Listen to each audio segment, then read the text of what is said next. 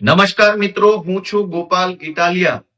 આવતીકાલે એટલે કે તારીખ 8 જૂન 2026 સોમવારે સુરેન્દ્રનગર જિલ્લાના કોંઢ ગામે ખેડૂતો ઉપર જે અત્યાચાર, જુલમ અને તાનાશાહી થઈ રહી છે એમને સાથ આપવા, સપોર્ટ આપવા અને તાનાશાહી જુલમ સામે અવાજ ઉઠાવવા માટે આવતીકાલે સોમવારે બપોરે 4:30 થી 5 વચ્ચે હું કોંઢ ગામે જવાનો છું.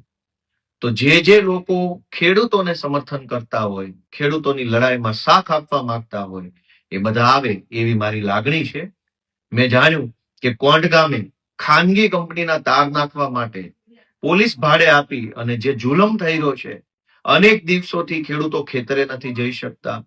નાના નાના બાળકો ઉપર પણ જુલમ થયો છે. 8-10 વર્ષના છોકરાઓને પણ પોલીસે ડિટેન કર્યા છે. માતા બહેનો સાથે ગેરવર્તન કરવામાં આવ્યું છે. ખેતરની અંદર ભયંકર નુકસાન કરવામાં આવ્યું છે.